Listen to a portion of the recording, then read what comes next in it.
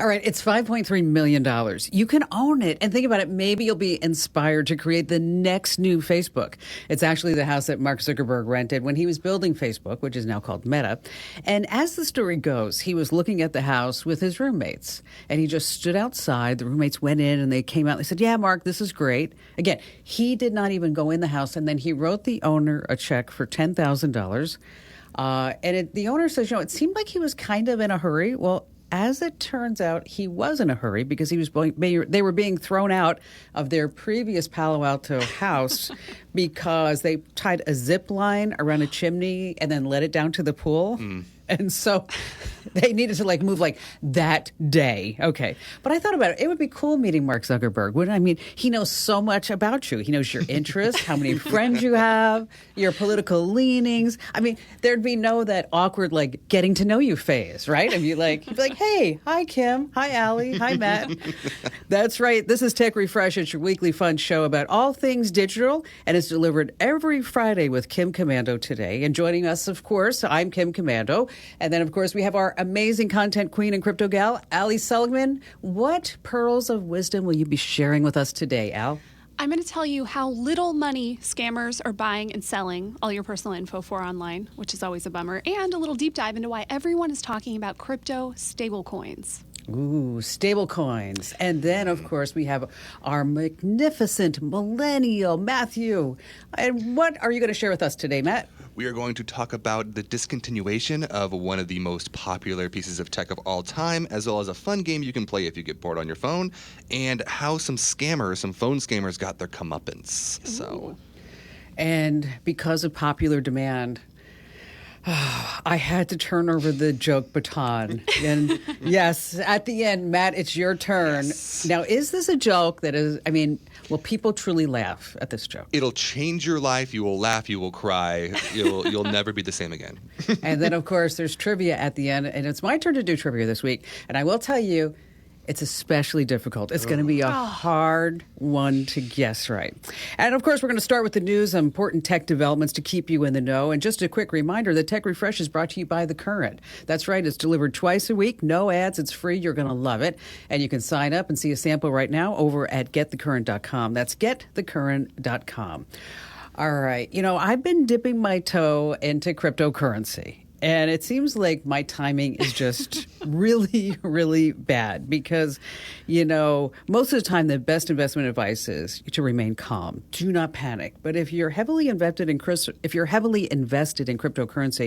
now is not one of those times. There's a British weekly called The Spectator, and it's the oldest magazine in the world, but it's just one of the many that are sounding the crypto alarms. Ross Clark wrote an article that he called Crypto is Dead. CNBC said the crypto experiment is unraveling. I think it was Warren Buffett that just called cryptocurrency rat poison. Okay. All right. So this next story caught my attention because as I'm buying and selling crypto, I signed up for a Coinbase account, right? Mm-hmm. And I thought that this was going to be really fabulous. And you have to think of Coinbase like a bank. It's going to hold all the crypto for you. But what happens if the bank goes belly up? Well, it's going to take all your crypto with you because it's not like the FDIC is there to say, okay, we insured your account for $250,000. So hidden away in Coinbase's very disappointing first quarter earnings report, they had a first quarter loss of, I just can't imagine this, $430 million. Whoa. Okay. In the first quarter of this year, monthly users dropped 20%. Wow. So in their earnings report, they said something like this. In the event that if Coinbase ever declared bankruptcy, the crypto assets we hold in custody on behalf of our customers could be subject to bankruptcy proceedings. Oh, gee. Okay. And so they say that it's generally unsecured creditor, meaning that you have no right to claim any property. Your funds would be inaccessible. What? So, what did I do next? And what I'm recommending to all of you, self-custody, take your money out of Coinbase, and any really exchange out there, and you want to use something called MetaMask, and we've got some details over at Komando.com. But if you really want to double your money instantly without investing in cryptocurrency, there's really only one thing you can do. Okay, you put a cash bundle in front of the mirror, okay?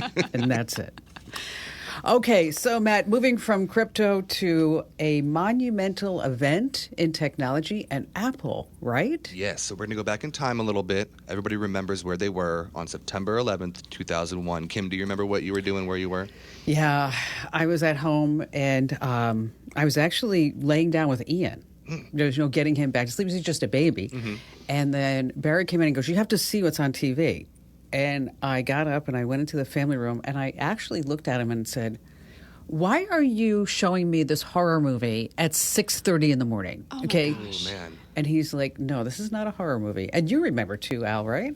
Yeah, for sure. I think I'd woken up for school and was my dad had the TV on. We didn't go to school that day. It was very bizarre. Yeah, my parents were teachers, so I remember getting up extra early and I'm like laying on the floor, not ready to get up, like watching the news on my parents' TV and watching it as it happened. And then I went to a before school program, and all these like little kids are just gathered around this TV they rolled into the cafeteria to watch it. It was horrible. Yeah. Mm-hmm. Well, can you imagine being Apple and just a month later, in October of 2001, they came out with one of the biggest technologies of all time that changed the way that we listen to music, and that would be the iPod. So remember when they got their first iPod, they got their first MP3 player, and you didn't have to put the tapes in the things or the CDs in your... I was so excited. I loved it. I was like, this is amazing. Yeah. Well, after 21 years, Apple has finally announced they will be discontinuing the iPod forever. So it is going away. They said that there's still supplies in stores, but they are not making any more. So if you happen to have an iPod in your closet, in a box, an old iPod somewhere, keep it. It'll be worth a lot of money one day. I saw one for sale on eBay for like $6,500. Whoa. Just the iPod this morning. I was just curious, how much would an iPod go for? And it had like 20 people watching it. It was crazy. I think I still have an old pink iPod, like Nano, like the small pink tiny ones. I think I still have one in a drawer somewhere. We'll see. Maybe I can make some money off of it. Yeah, I feel like I can still feel that little wheel clicking as you go through your music. Well, if your iPod is broken, there's a really good way that you can fix it, is that you get a podcast. Okay, Allie, tell us what's going on with malware. Oh, man. Okay, picture a hacker. What do you see? It's that guy, and it's a guy or a gal. Yeah. We're not really sure. In a black hoodie in a basement. Yes, there you go. Yeah. And it's all dark around them, and they have like a keyboard. That's all you see. Yeah, they only operate in shadows, always a hoodie. Maybe you think of some rogue programmer who's like trying to get somebody, or I think of like teenagers who are way too smart for their own good, just getting up to mischief. Yeah. Well, these days though, anyone can be a hacker. If you have, I kid you not, $7 to spend. Seriously. $7? Yes. That's like a Starbucks, like latte, mate, venti, chai, whatever you're going to get. Oat milk. Well, it's a new remote access Trojan, which is malware that can take over your machine. It is selling for just a few bucks on Russian dark web forums. It's called Dark Crystal, and a cybersecurity company called BlackBerry says it's one of the most affordable strains of malware it has ever seen. Starting at That's just nice. Yeah, right? Dark Crystal sounds like a David Bowie movie, It's both. Starts at just 500 rubles, around $7. And just because it's cheap doesn't mean it doesn't do a lot. It's effective. It can steal usernames and passwords. It can track your browser history. It can take screenshots. So lovely, all for $7. It is not the only bargain out there. Every year, this company called Privacy Affairs, they put out this annual list of how much all our info costs on the dark web. It's always really depressing because we see how little our personal info, our financial accounts are worth. Stolen credit cards and financial accounts, those are more affordable than ever this year, a lot cheaper than 2021. Remember long ago when you worried about giving someone your credit card? They could copy it. Right. They could swipe it. There's a skimmer. What do we do? Well, now we have chips and 2FA and things seem safer, yet you can buy a cloned American Express card with the PIN for $25. No way. Yes. Really? Yes, the bargain's don't end there. 50 hacked PayPal account logins, $150. You'd think in those 50, maybe you'd get lucky once, right? Yeah, right? Probably. And I thought this was so interesting. In addition to the dark web price list this year, Hacked accounts for services and subscriptions. So instead of using your, ex's aunt's Netflix account, you can get credentials for your subscription for just $4. It's illegal, but good reminder for us all: go and check your streaming services. I had my Hulu account, someone weird in there once, so it's usually in the settings. Just double check if there are any devices that you don't recognize. Change your password, kick everybody out, you'll be fine. One more security note that I want to share. The latest Windows update is here, Patch Tuesday. This one, 75 flaws and 3 0 days, which is a big deal. So go update. Really? 3 0 days? 3, yeah. Okay, well, we have to explain what 0 days are for everybody. That means like they don't even have time to fix it. Right. Okay? Yes. It's just right there. Yes, being actively exploited. So these are things, and usually they're pretty high level where somebody can take over your machine, that kind of stuff. So we've got all the details on that on Komando.com. Go update your computer. Yeah. And reminds me of an email that I got. Actually, let me read you this email. It's really funny. Hey, Kim, love the show. Love your jokes. Oh, thank you, Bob. Okay. My wife texted me on a cold winter morning. And she said, Windows frozen, won't open. Well, I was at work and I didn't know what to tell her. So I said, hey, go get some lukewarm water and then pour over it and then gently just tap the edges with a hammer. And he said about 15 minutes later, she texted back, wow, the computer's really messed up now. That's incredible. Oh, hey, speaking of some more insider secrets and tips, those are coming up. And don't forget, we have the trivia coming up, and Matt's going to have an incredible joke. And then Allie, our crypto gal, is going to be telling us about stable coins. Yes, it's all jam-packed here in Tech Refresh, so stay right where you are. Yes, it's Tech Refresh, your weekly fun podcast about all things digital that you can get at Tech Refresh, or if you are subscribed to Kim Komando today, you get it every Friday. And if you are not already subscribed to the Komando Show newsletters, you are totally missing out. Okay, you want to go to komando.com/subscribe. And we were going over the numbers, and I'll tell you, the open rates on our newsletters are just phenomenal. I mean, over 50%, which the industry standard, what is it, Al? Oh, gosh. For these kind of newsletters, I would say under 10. Mm-hmm. Yes. And so, we send out great stuff that you're going to read time and time again. You're going to refer back to it. And so to get our newsletters, you go to komando.com/subscribe. And I really think that when you're a new subscriber, you want to get the breaking news, the tips, and of course you want to get the current. So that's komando.com/subscribe. All right. How about a great photo tip? Have you ever tried to get a picture of the kids playing, or maybe waves crashing, or your parents dancing? And you know how tough it is to capture movement with your smartphone's camera? Well, here's an insider trick. You're going to be so smart using this, because this is what the pros do. Your smartphone camera has an option to take photos in burst mode. And what this does, it lets your phone's camera take pictures faster than you can do it. Right? It's just going to do it for you. So instead of just getting one photo, you get 2 or 3 photos for every single second that you hold down the shutter button. Then afterwards, you just select your favorites to keep. And that's the important tip in here, too, a tip and a tip. Just don't let all the burst photos hang out there, all right? So if you're using an iPhone 10 or earlier, you want to hold the camera shutter button. For newer iPhones, just swipe the shutter button to the left. And either way, lift your finger to stop taking photos in burst mode. Then to see your picture, just go into Apple Photos and then Media Types. Now, if you're on Android, we love you too. Just hold down your camera shutter button to enable burst mode, which reminds me of something else. What is the difference between a digital camera and a sock? A digital camera and a sock. This is going to blow you away. The camera takes photos and the socks take 5 toes. Man. Okay, Matt, you were telling us about this incredible game online, and I tried to play it, and I guess I'm just not very good at it. Let me just tell you. It's fair. So it's called Thumbnailgame.com. If you think you know trends and if you spend a lot of time on YouTube, then you might be good at this, but you'll have to see. So basically what the game is you go onto this page. It's a really simple website, and it gives you 2 photos in the title. It's just the thumbnail and the title of the video on YouTube. You then have to choose which one you think has more views, and if you get it right, you get a point.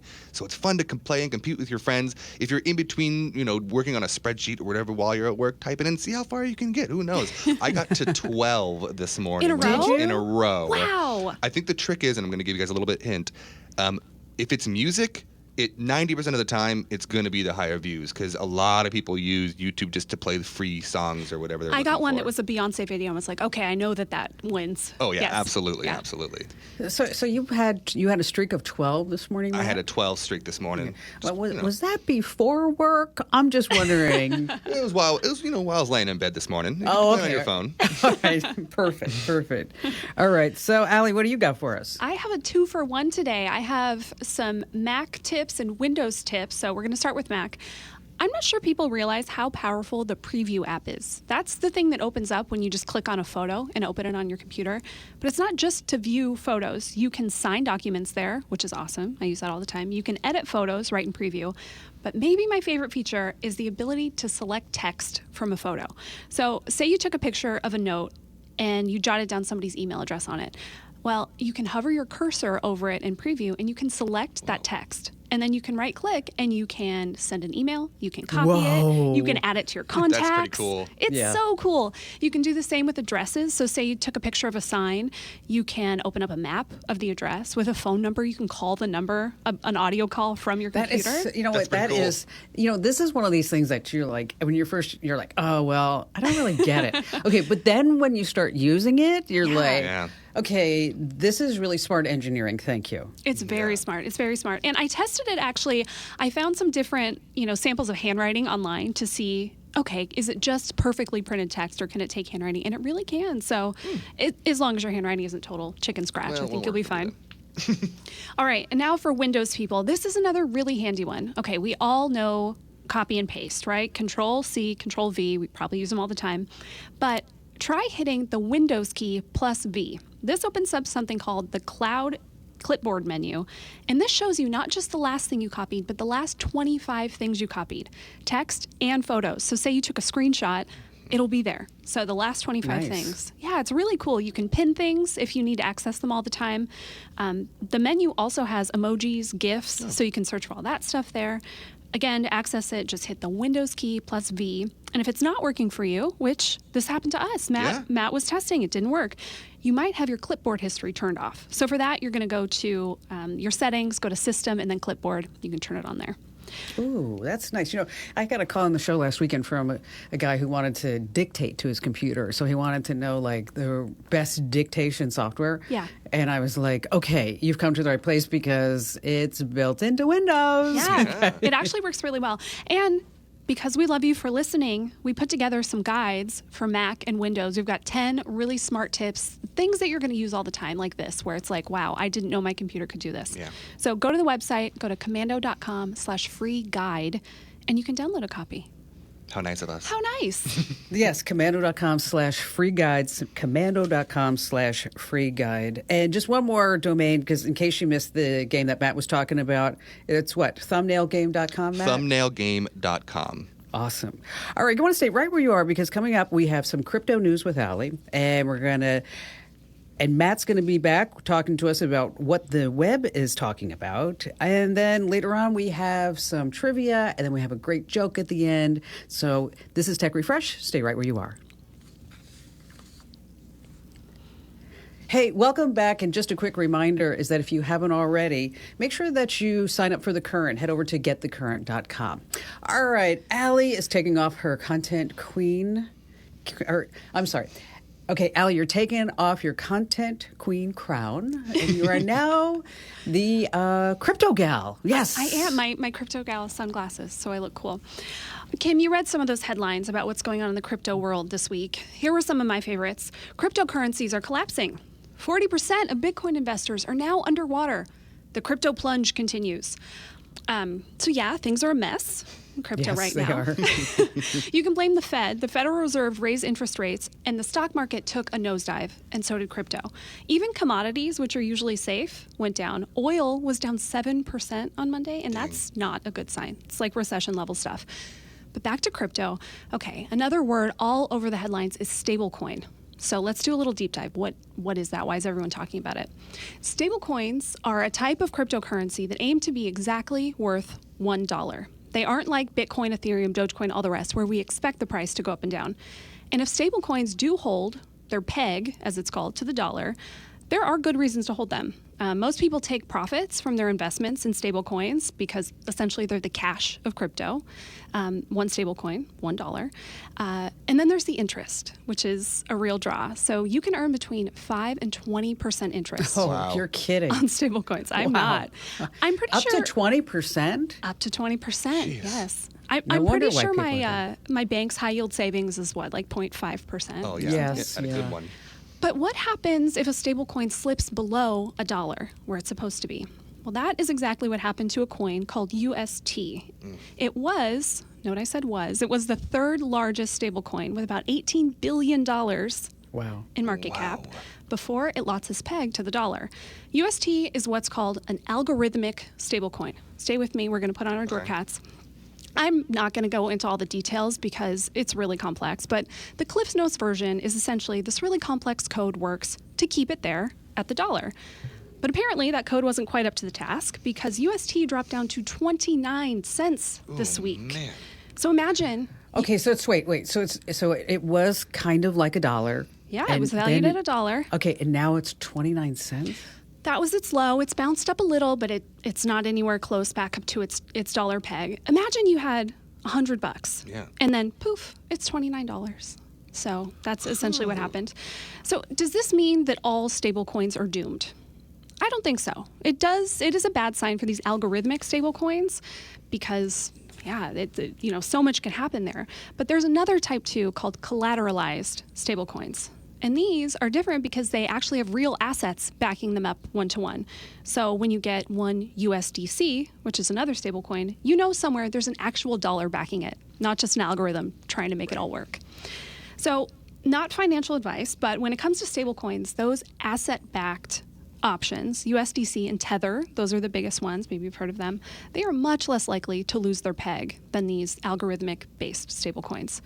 Of course, this is crypto. Nothing is totally safe. It's still right. the Wild West out there. I know that all too well. So please, let's take a small moment of silence for all the money I lost this week. It is rough out there. It is. And, and that's just it. I mean, you can make a lot of money, but you can lose a lot of money. Sometimes it's kind of like going to Vegas. It right? really is. One of the top coins was worth at its peak not too long ago, $99. Today, $2.46. And I may or may not have some much. I'm going to say, Allie, what are you doing this weekend? I'm waiting tables, okay? Until my crypto goes back up. I'm having a garage sale. Yes, exactly. Hey, that was really interesting, Allie. Thank you. So, Matt, what's hot on the internet now? We're going to talk about a viral video that's gone viral on YouTube. It's by a YouTuber named Mark Rober. But in 2021, Americans lost almost $30 billion to phone scammers. Can you believe that? $30 billion to phone scammers. Well, Mark Rober, this YouTuber, took it upon himself to get back at these phone scammers. So he targeted them with prankers in India. So he targeted 5 different call centers that are scam call centers in India, and he got people that would get hired there, like they were like spies to get on the inside, and they'd bring in stuff like fake water bottles, but these water bottles were filled with either like a stink spray that would make the whole office smell like farts, or they would have it release roaches around the office and stuff like that. God, that's So nasty. Why? nothing- Just to mess with them? Just to mess with them, and for them to know that they were seen for what they are. 'Cause Okay, they're like all right. shells, right? Okay, I have a question. Yeah. Okay, if you had the choice between farts or roaches, Parts. I Nope. hate roaches. I don't like bad smells. I think I'd go with the roaches. Yeah. are you? Okay, I'm going with, I think I'd rather have the farts Yeah, than me the too. roaches. Me Okay, too. all right, that said, I'm sorry, total Hey, digress. no, So these places, it's illegal, right? What they're doing. It is illegal. So even though that they're in India, it is still illegal. So even the normal Indian citizen hates these people, hates what Okay, they're and doing. so they're scamming the people here in the United States. Yes, they're scamming people in the United And States. primarily the older folks, right? Correct. They target elderly. In fact, they have the call center times, like the times that these call centers are open, are specifically set up to target people that are home during the workday in America. So older people. And some of these places, one of these places was making $60,000 a day from scamming people, older people, and that's Oh my $18 million a year, just one of these locations. So he managed, because they got freaked out and realized someone was onto him, they all shut down for a short period of time. 4 of them are back up and running, but one of them is he couldn't talk about in the video too much because they're in legal, getting that one legally shut down. But it's amazing. You should go check it out. Wow. He has That is such great something. videos. Yeah. Yeah, he really does. And, if you ever get a call from an Egyptian telemarketer, you should just definitely hang up because they always are with pyramid schemes. I knew where that one was going. You knew that one was coming. All right. You want to make sure that you have your thinking cap on because coming right up here on Tech Refresh Next is our trivia. Are you guys feeling smart today? Are you? I'm so ready. I'm ready. Gotta do my brain stretches. We're going to get you, Kim. All right. Stay right where you are.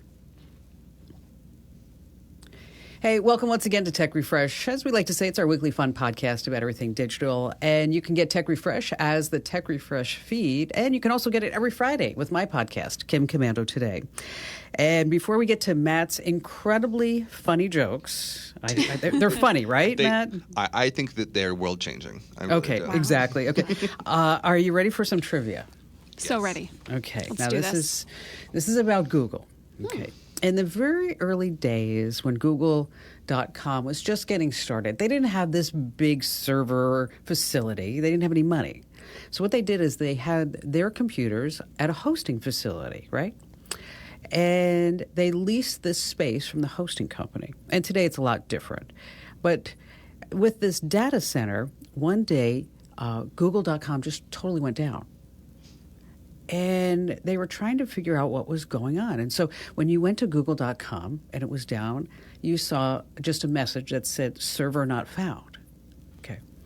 So Google engineers, they had to figure out why google.com was down. I mean, they were still getting like millions of page views a day right then. So what was the reason why Google servers crashed and no one could get to google.com on the entire internet? Was it A, an engineer working at the web hosting company was launching his own search site, and he unplugged the server for Google.com? Was it B, Google did not pay the web hosting bills, and so they shut them down? Was it C, Google engineers uploaded some new code, and it just didn't work? Or was it D, the server rack at the hosting company where Google's website was located went on fire? Okay. And what year was this again, did you say? This is in the very beginning. Oh, okay. All like right. the early 90s when Google was just getting started. Got it. This is tough. This is tough. I told you it was a tough I'm one. going to eliminate C. Okay. I don't think it's C. I don't think it's C. I'll go first. I think that they didn't pay their bills. I think that they were So that would be early. B. Okay, Okay. B. I'm going to go with B. I'm torn between A and D. I like... Ooh, that first story is good, but maybe it's too good. Maybe that's a Kim Komando special. I'm going to go with D. I think there was a fire. Allie is right. Oh. That's right. Look at Here's that. here's what happened. A Google engineer noticed a sharp rise in temperature readings on a couple of servers. And so she called the hosting company and said, "Hey, I'm getting these weird messages from our server, and I think that your server room is on fire." And the tech replied, "You know what? Thank you, but I'm pretty sure that we would have noticed that. So you really need to look at what your records and what you're reporting." And then she said, "Well, I'm still showing temperatures of several hundred degrees, and it looks like that our website is completely down, and you should go back there and check. And just do me a favor, just go check, because I need to figure out why Google is down." And sure enough, a server rack had gone up in flames. Man. And the fire suppression for the hosting facility had failed, taking down Google and about 150 other companies. Wow. Oh my gosh. And while I was doing some research on Google and pulling this trivia together, I ran across another interesting thing that when they were first getting started, the reason why Google was so simple with just the image and the search is because Larry Page and Sergey Brin, they didn't know any HTML. Oh, what? That's so funny. They did their best. Yeah, they were tried. trying. So it was like, okay, well, let's just get this. We'll just put it up. And then if it works, we'll figure out, Exactly. how We'll to make make it it really fancy pretty. later. Exactly.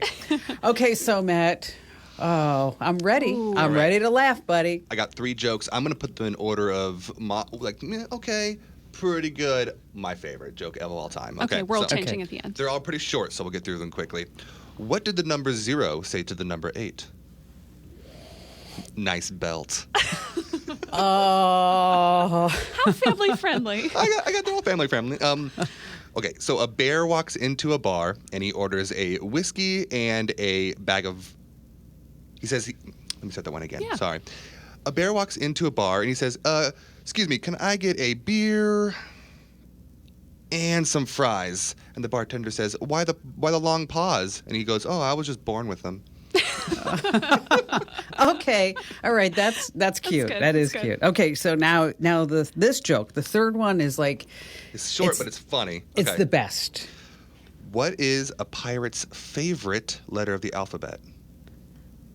I. Arr. No, everyone knows a pirate loves the sea.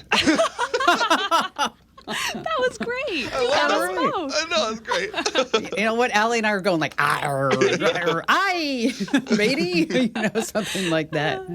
Oh man, that's Hey. what I'm was going to good. use that one. Yeah, that's a good one. Because here, I'm learning. I'm actually getting my boater's card, Oh. so I'm going through classes now to get my boater's card, so Look I at can be you. official boater person. Take a Jack Sparrow stance and have the whole wheel like that. Are you going to I, start greeting us with ahoy and Yeah. lots of other nautical? Yes, ahoy there. And I'm learning all kinds of things, like what a cleat is on a dock. Oh. And what a divot is. Okay. And so the other day, one of the guys at the yacht club says to me, so does your boat have bow thrusters? And I'm like, I'm like, and I looked at Barry. I'm like, this sounds like something sexual. Excuse me, sir. Excuse me? Yes. Why would you even say that in front of me and my husband? I mean, come on. So, hey, thanks for joining us here, and we always appreciate you. And if you laughed just once at any of Matt's jokes, and even my jokes, just make sure that you give us a great 5-star review wherever you get your podcast. Sometimes you have to hit those 3 little dots, and that's the more button, and that's where you can go ahead and give us a great review, and we'll see you again here next week.